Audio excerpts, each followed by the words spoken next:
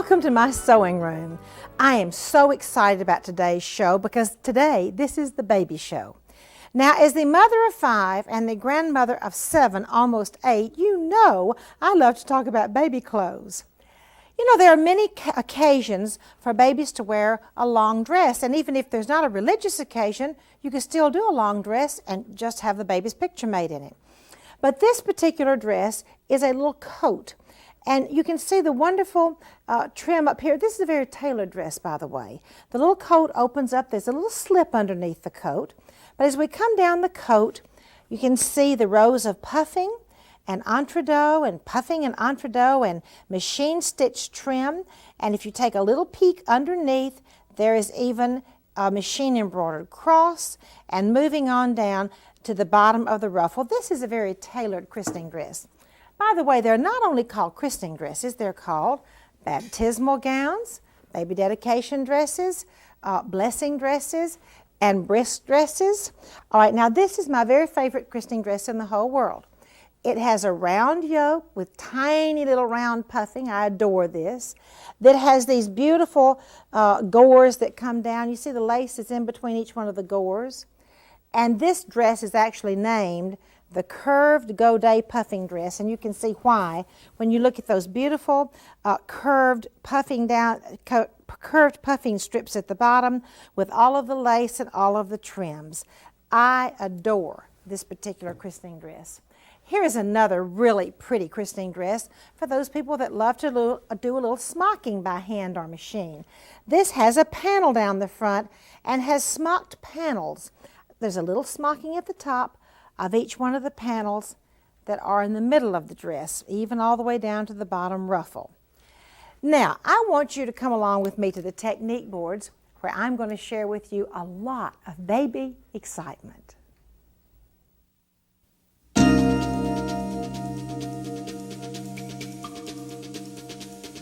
This magnificent christening dress is made totally by machine and has some just fabulous techniques I'm going to share with you. Looking at the top, this dress looks as if it is a round yoke christening dress. Well, it isn't. It just looks that way. And it's really much easier to make. You see, it's a square yoke dress, but with a little technique I'm going to share with you in a minute, it looks like round. Moving on down, this is one of the most interesting skirts I've ever seen with all of its intricate details. The part of these ovals are outlined in feather stitch. There are feather stitches in the middle here and in the middle over here.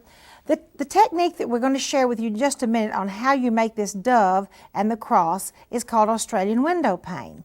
And then come down and look at these perfectly beautiful ovals on the skirt, which are filled in with ovals of feather stitch, and the skirt, which looks like tucks, actually is feather stitching, and then some more ovals on the bottom and gathered lace on the bottom. While I unpin this, I'll tell you a little story. When Joanna was little, ovals on her dresses she used to call footballs. Now, I'm not going to call this the football christening dress, but I thought you'd like that. How do you make that magnificent dress? Well, it's easy, one step at a time. First of all, you trace off your lines, and I have this oval shape here.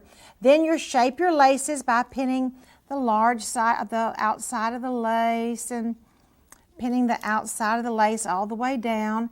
And then many of you have already found that on French and English laces, and mostly French now, since most of the English don't make these small laces anymore, there's a gathering thread. So I go in there and I find, now I want you to watch right in here and see the magic. I go in there, I find the gathering thread, and I pull it, and the lace lays down in any shape I want it to. Right here is the area that has been shaped, and I have lots of pins there, probably a few too many pins. Then I have shaped the ovals and pulled the strings on them. That is how my lace shaping is done on this oval christening dress. The next step consists of zigzagging down. First of all, I zigzag or pin stitch or wing needle entredot, whatever you want to do. I go up and over this layer, and then I go up and over this layer, and I zigzag then the top of the inside layer. Now, what I have not zigzagged is the whole bottom, and there's a reason for that. I've zigzagged the whole thing except the bottom. Now, on this larger oval at the top, I have zigzagged the outside only. I have not attached the inside, and there's a reason for that too. Next step is simply to get a piece of fabric and do feather stitch all the way across it, except I'm going to do boink, boink, boink, boink. I'm going to do a wide strip of feather stitching, but you can see 2 rows right here. Now, here is where we have drawn on the feather stitch. Actually, that's not stitched, but you will have this wide of a piece of feather stitching on your fabric. Now, to attach this feather stitching, I'm going to bring the piece of feather stitching up behind. Let me unpin it here and show you. The whole piece of feather stitching slipped up in behind these ovals. Slipped up in behind it. Now, do you remember we did not stitch the bottom? Well, after I put the feather stitching up, now is the time to zigzag or pin stitch or whatever sewing machine stitch you want. I zigzag the bottom. That is going to attach this whole row of feather stitching. After I zigzag the bottom, then I will come in here and trim away this row of feather stitching that is behind, because I don't need the rest of the row anymore. Now, I still have not done anything to put something in behind this other oval. That'll be the next step. I'm going to also, before I put something in behind that oval, I'm going to go in here and feather stitch around this oval to give my final decorative stitch there, and I'll go also all the way out. Now, what are we going to do now? I want 2 rows of ovals. 1 row of ovals are up here, 1 row of ovals is down here. So I'm going to shape my ovals once again, zigzag, zigzag, zigzag. This time I can zigzag everything down to the fabric. Then I go up underneath and trim away the fabric, but guess what? I need to put some beautiful lace edging on the bottom after all the fabric is trimmed away.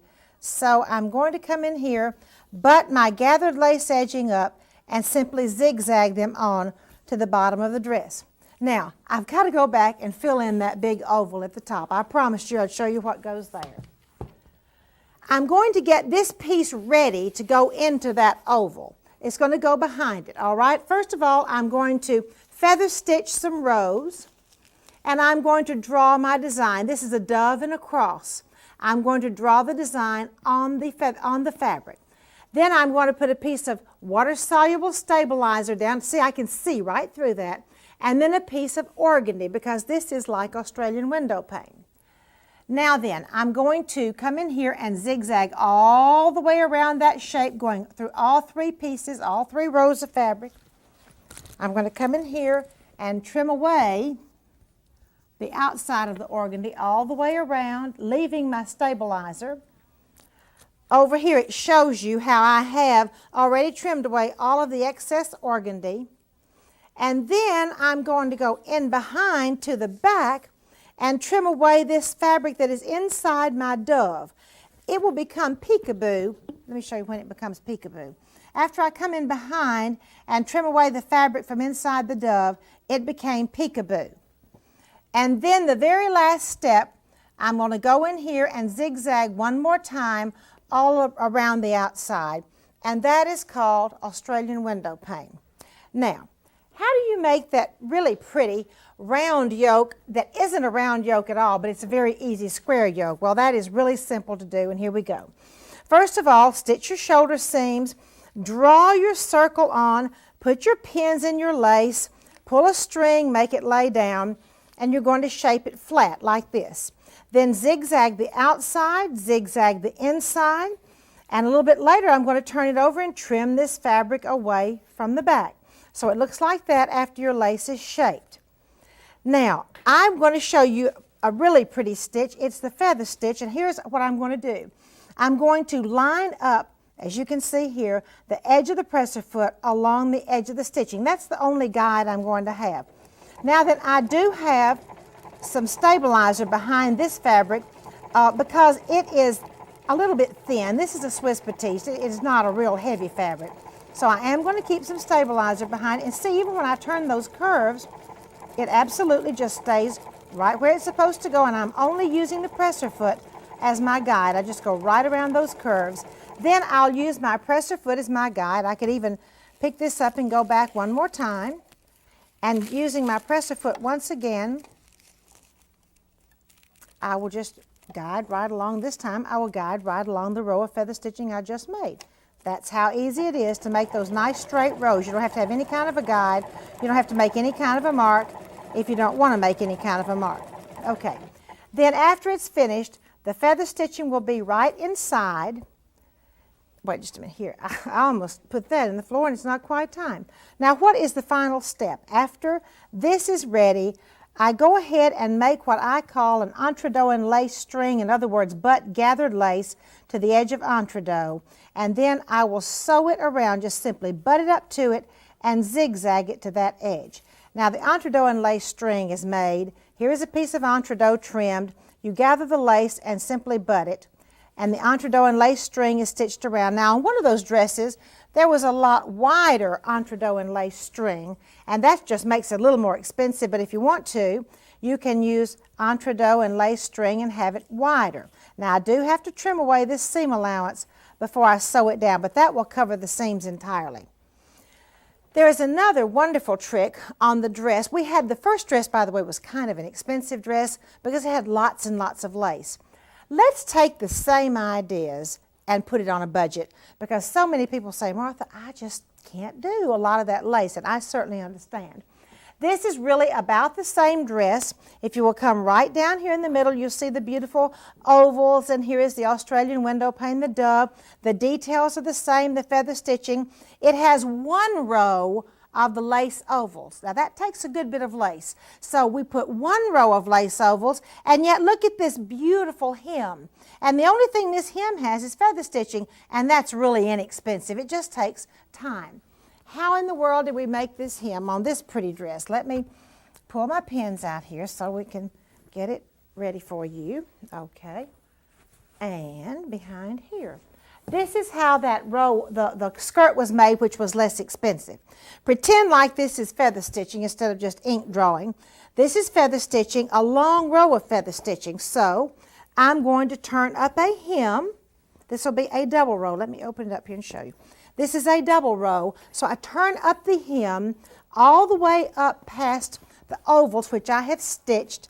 And in order to attach it and make a hem, I will come along and zigzag through both layers of hem, and up here zigzag all the way along the bottom, and then after I have zigzagged, I'll come in here and trim away this part that I don't need anymore.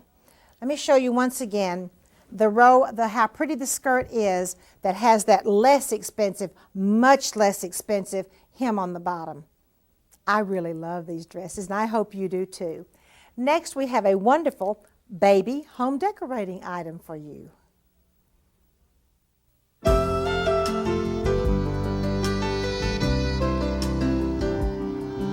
This pillow is so precious for a newborn baby. Really, you could use it for a lot of other gifts also.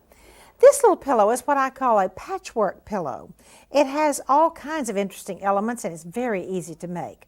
It has faggoting that runs along the edge that has been beaded and woven in and out with silk ribbon. Here is some embroidery, laces, and you see it really does look a little bit like a patchwork pillow. How do you put one of these together? Well, you probably guessed it, it's easy. This is the general idea of the whole pillow. In other words, you can see it's just little pieces turned sideways, up and down, and the main connective ingredient is this faggoting, which can be made in Switzerland, but this happens to be made in the USA. Now there's several techniques. Just simply butting together and zigzagging is the technique for attaching the lace. But this technique right here for attaching the embroidery to the lace is a little bit different, and I call that Martha's magic. Now let me share with you how easy it is just to butt two pieces of lace together and zigzag. This is absolutely all you do. For butting laces together in zigzag, you simply guide the two headings of the lace down the center of the presser foot and just stitch as much as you want to, as long as you want to. And this is really a lot of fun. You don't have to think too hard about it because it's so terribly easy. As a matter of fact, French sewing is so easy you don't have to think too much about any of it. All right, now let me clip these threads, and I want to show you the one that I call Martha's Magic.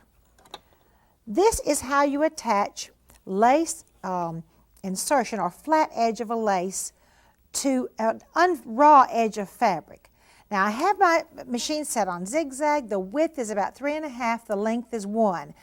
Those are no magic answers. You can make it any width or length you would like to, as long as it's wide enough to be pretty.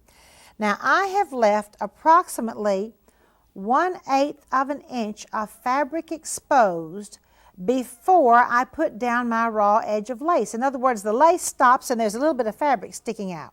The reason I do that, when I do my zigzag, I do it wide enough to go off the raw edge of the fabric and yet go off the edge of the heading too. And you know what happens? It just rolls, the stitch just rolls that raw edge of fabric into the lace heading. Now, it makes sense that I could just butt up the lace edging to the raw edge of the fabric and zigzag them real tightly. Oh, well, it might make sense, but guess what happens? It comes apart. So it doesn't make a whole lot of sense because it isn't strong. This is the one that we've been using for the lace to raw fabric ever since we've been doing French sewing, and it's so strong and it's really a pretty finish too. Well, now then I've stitched enough of that, so let me come over here and just open it up. See what a nice quilt edge that is, or finished edge that is, to go in my little quilted pillow. And now it is time for a wonderful quilt technique.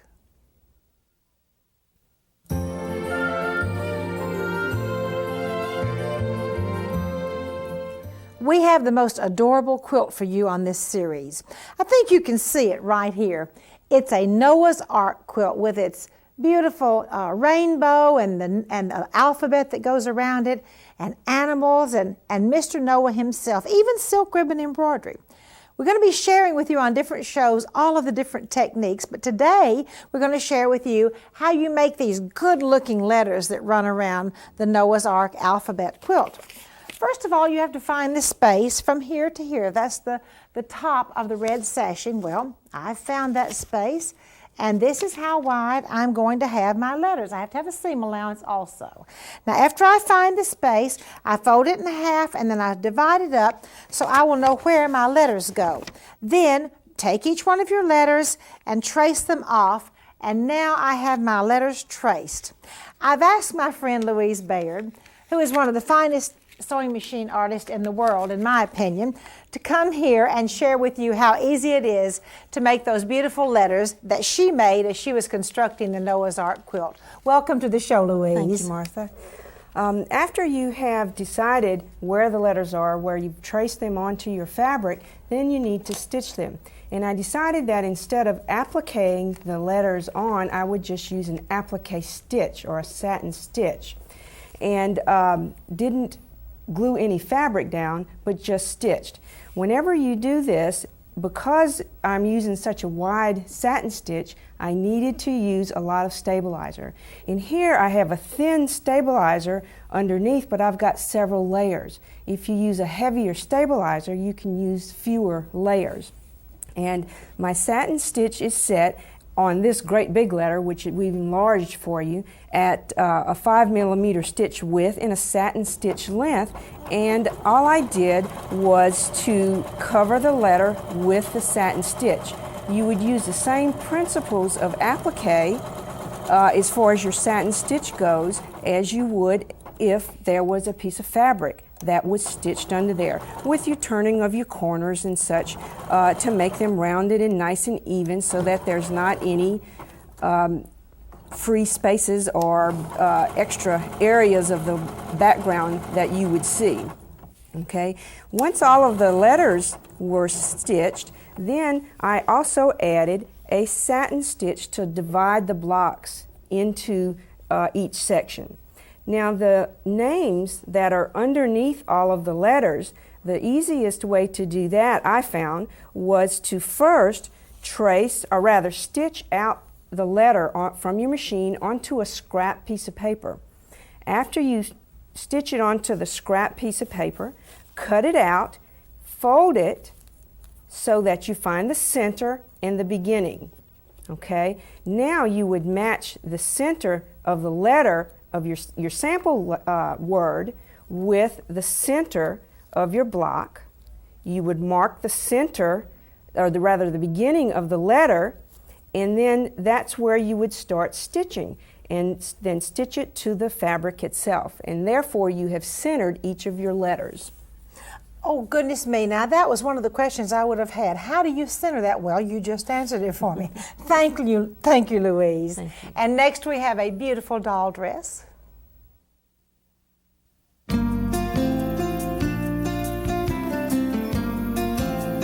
Our doll dress for this series is the cutest little circular doll dress. Very unusual and very full. Do you see how full the little dress is? It makes a complete circle when it goes around. Now this lace panel I think is really unusual. The lace panel comes out all the way over to the edge and the circular piece goes right on top of it. The sleeve is just as interesting as the lace panel too. It has the same treatment. The dress is there and then the little lace panel is underneath the sleeve. Actually, this looks very hard to do, but it's not impossible to make. First of all, we're going to butt together. I've just laid the laces out. This is the sleeve, first of all. I've laid the laces out. We're going to butt each one of them together and zigzag them together. Now on the sleeve, I will draw off the lace insertion lines right here and right here. Next, I will pin them down, the lace insertion, I will pin them down, and I also am going to use a stabilizer. When I'm working with Swiss batiste and French laces, I'll put a paper stabilizer behind there. The sewing will come, I will zigzag this row, the inside row, and I will come ahead and do my machine feather stitch. I will do that on both sides. Then I'm going to come in and cut away. I've got these little pieces, sort of these little angel wings. I'm going to lift up the sleeve and I'm going to cut away the fabric. So I will just have little angel wings. Hang on a minute here. And I'm using, by the way, the little kindergarten scissors that have a blunt toe, so it makes it much easier not to cut. All right, then I've got a little angel wing. Then I bring my lace panel pieces we zigzagged together earlier, put my paper pattern underneath it, get my placement for these little wings, and then I will zigzag them to the lace panel. After zigzagging them, I'll come in and trim away my excess lace panel. Now that's pretty easy to do. We're going to do the same thing on the skirt. Here I have all of my laces ready to zigzag. I will need a bigger set of laces there. Then I will make my little lace angel wings, except this time they'll be going angel wings on a skirt. I will cut them out just like I did the sleeve, bring them over on the skirt and zigzag them down. Now to be a little more definite about that, first of all I trace off my lace lines on the skirt. Then I shape my laces down and zigzag the outside only, and remember what we did? Lift it up underneath, cut it away, and place them down on the skirt. Now you know I turned this upside down. That wasn't too good. Excuse me, I did not turn them upside down. After you place it down on the skirt, you trim it away. Now here is the final step. After you put your laces down, then you butt your gathered lace up to your lace edging, your lace insertion, and zigzag it and put gathered lace on the bottom. Won't you come along with me to my attic where I have a beautiful antique garment for you?